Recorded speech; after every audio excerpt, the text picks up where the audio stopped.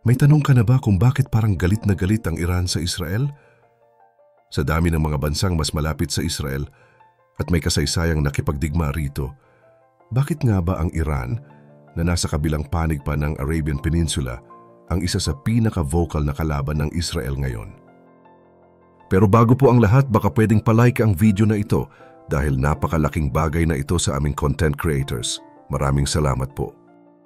Kung titingnan mo ang mapa, malayo ang Iran sa Israel.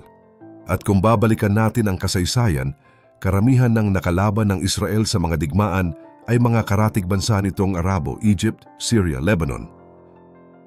Pero ang Iran, hindi Arabo. Isa silang lahing Persian. At habang karamihan ng mga Muslim sa paligid ng Israel ay Sunni, ang Iran ay Shia. Kumbaga, magkaiba ng pananampalataya at lahi, kaya hindi mo agad maiisip na sila ang magiging mortal na kaaway ng Israel. Pero teka, may mas nakakagulat pa. Alam mo ba na dati, magkaalyado pa ang Iran at Israel?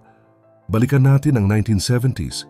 May footage pa nga ng mga Israeli at Iranian na magkasamang nagsasaya sa Iran. Noon kasi, kahit Muslim majority ang Iran, pinamumunuan ito ng isang secular na diktador, ang Shah.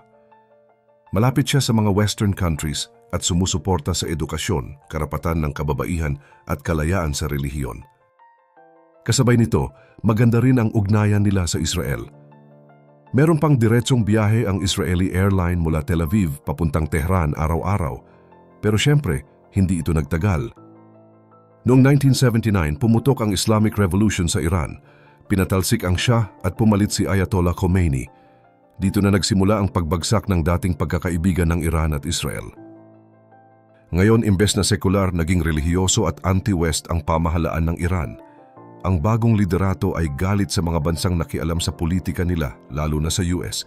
At dahil malapit ang Israel sa US, nadamay na rin ito. Pero bakit tila si Israel ang natatanging pinupuntirya? Bakit hindi lang basta US? Ang sagot, simbolo si Israel ng kanluraning imperialismo. Para sa Iran, ang pagkakatatag ng Israel noong 1948 ay tila unang hakbang ng mga bansa sa kanluran para kontrolin ang gitnang silangan at wasakin ang Islam. Tinawag pa nga ni Ayatollah Khomeini ang US na Great Satan at ang Israel na Little Satan. Kumbaga, kung gusto ng Iran na protektahan ang paniniwala at pamumuhay nilang Islamiko, kailangan nilang unahin ang pagbagsak ng Israel, ang itinuturing nilang unang gate ng impluwensya ng kanluran sa rehiyon. Isipin mo na lang, kung sa mata ng Iran ay isang virus ang impluwensya ng West, tingin nila kay Israel ay parang unang sintomas. At kung gusto nilang pigilan ang pagkalat nito, kailangan daw tanggalin agad ang ugat. Ganoon kabigat ang simbolismo ng Israel para sa kanila. Pero kung dati silang magkaibigan, posibleng bang bumalik ang pagkakaibigang yon? Para sa maraming taga-Israel at mga sumusuporta sa kanila, hindi raw tama na sabihing produkto ng imperialismo ang Israel. Sa halip, para sa kanila, isa itong tagumpay ng dekolonisasyon.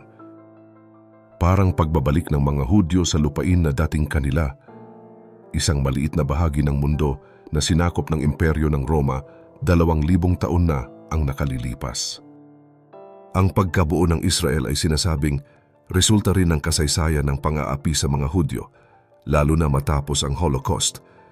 At kahit palabag sa loob ng ilang Western powers, sinuportahan nila ang pagbabalik ng mga Hudyo sa kanilang tinuturing na tahanan. Pero sa panig ng Iran, hindi yan sapat na dahilan para hindi magalit. Kaya nga kahit hindi sila magkasundo, Iran chooses to agree to disagree. Pero may kasamang missile. Ngayon zoom out tayo sandali. Zoom out tayo. Hindi lang ito usapin ng kolonyalismo o away sa kasaysayan. Malaki ang kinalaman ng galit ng Iran sa Israel sa kasalukuyang power struggle sa Middle East. Tandaan natin, ang Iran ay Shia Muslim. At kung may alam ka sa relihiyong Islam, dalawa ang pangunahing sangay nito, Sunni at Shia.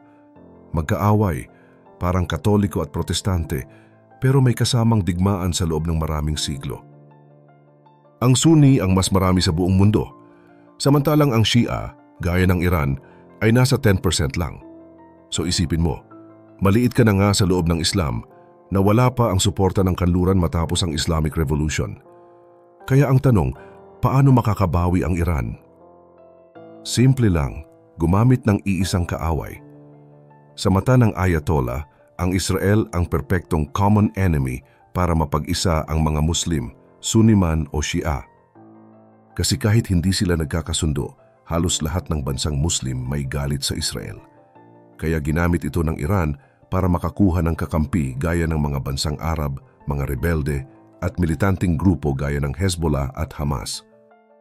Pero hindi naging ganun kadali. Imbes na magkaisa, lalong lumaki ang lamat sa pagitan ng Shia at Sunni. Ayaw ng mga Sunni leaders, lalo na ang mga Arabong bansa, na ang isang bansang Persian gaya ng Iran ang manguna sa Muslim world. Mas pabor pa rin sila sa Pan-Arabism kung saan mga Arabo ang namumuno, hindi mga Iranian Shia. At kung akala mong hanggang doon lang ang plano ng Iran, nagkakamali ka. Ang Islamic Revolution ay hindi lang para sa Iran. Ayon mismo sa mga pahayag ng mga leader nila, gusto nilang ikalat ito sa buong mundo. Global ambitions kumbaga, pero may humaharang ang Israel. Sa paningin ng Iran, isa ang Israel sa pinakamalaking sagabal sa misyon nilang ito. Parang may gusto silang takbuhin pero may nakataling lubid sa paa nila at ang dulo ng lubid ay nasa Jerusalem. May sinabi nga ang isang Israeli journalist, sa loob ng libu-libong taon, ang mga Hudyo ay tinitingnan bilang mahihina. Kaya para sa mga gustong patunayan ang lakas ng Islam, una nilang gustong pabagsakin ang pinaka-weakest link, ang Israel. At teka, hindi lang Iran ang may ganitong paniniwala noon. Bago pa man ang mga kasalukuyang alyansa ng Israel sa ilang Arabong bansa, maraming Sunni states din ang palihim na sumusuporta sa mga jihadist na may layuning sakupin ang mundo.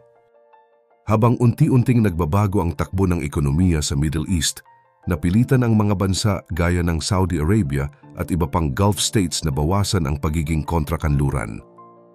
Kasi kung iisipin mo, kapag umasa ka lang sa langis, hindi ka tatagal sa panahong ito. Kaya marami sa kanila, unti-unti nang tinatanggap ang kultura ng West mula sa pananamit, musika, pelikula hanggang sa pamumuhay. Pero ang Iran, kabaliktaran. Para sa kanila, ang kanluran ay hindi lang kalaban sa politika, kundi kaaway sa kultura. Hindi lang ito tungkol sa mga gobyernong may kapangyarihan, ito ay laban sa mga values, paniniwala at lifestyle ng mga Western countries. Para bang ang demokrasya, kalayaan ng kababaihan at malayang pananamit ay mga banta sa mismong kaluluwa ng Islamic Republic. Kahit nga necktie lang, ayaw nila. Kasi Western daw, ganun katindi ang pagtutol nila sa impluensyang ito.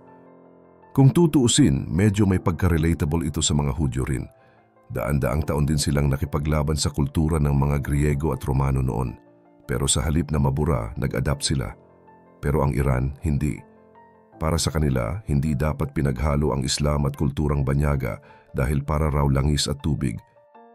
Isa sa pinakasentral na issue ay ang karapatan ng kababaihan. Ilang beses nang nagkaroon ng malalaking protesta sa Iran dahil sa pagpilit ng pamahalaan na magsuot ng hijab ang mga babae. Para sa gobyerno, ang mga ganitong protesta ay gawa ng kanluran para sirain ang kanilang moralidad. Sa mata nila, ang mga kalayaang ibinibigay sa kababaihan sa Israel ay parang insulto sa sarili nilang pamumuhay. Pero may isa pang mas malalim na dahilan ng galit ng Iran, katarungan. Sa pananampalatayang Shia, sobrang mahalaga ang konsepto ng adl o justice. Isa ito sa mga pangunahing paniniwala nila. Noon tanggap ng mga Shia na hindi pa mararating ang hustisya hanggat hindi bumabalik ang tinatawag na Mahdi, isang mesyanikong tagapagligtas. Sa halip na maghintay pa, agad na itinulak ni Ayatollah Khomeini ang laban para sa katarungan matapos ang Islamic Revolution. Para sa kanila, ang tunay na katarungan ay ang pagpanig sa mga naaapi laban sa mga mapang-api. Kaya kahit noon pa, bago pa man tuluyang maitatag ang Islamic Republic, sinusuportahan na nila ang mga militanteng grupo, maging Sunni o Shia. At dahil nakita ng maraming Muslim sa buong mundo ang Iran na tumitindig laban sa mga diktador, lumakas ang mensahe nila. Pero siyempre, iba rin ang bersyon nila ng hustisya. Kasama rito ang parusa sa mga LGBTQ, mahigpit na limitasyon sa kababaihan at suporta sa mga grupong tulad ng Houthis na muling nagbalik ng pagkaalipin sa Yemen. Hindi ito ang katarungan na naiisip ng karamihan. At kahit ganoon kalalim ang galit ng gobyerno ng Iran sa Israel, hindi lahat ng Iranian ay ganito ang pananaw. Sa katunayan, marami sa kanila ang tahasang nagsasalita pabor sa Israel at laban sa sariling gobyerno nila. Kaya kahit tila imposibleng mangyari, may konting pag-asa pa rin. Baka nga sa hinaharap magbalik ang pagkakaibigan ng Iran at Israel. Ikaw, naniniwala ka bang posibleng pa ring magkaayos ang dalawang ito? O masyado nang malalim ang sugat sa pagitan nila? I-comment ang iyong opinion sa comment section below at huwag kalimutang i-like ang video, mag-subscribe sa channel at i-on ang notification bell para sa mas marami pang updates gaya nito. Maraming salamat sa panonood.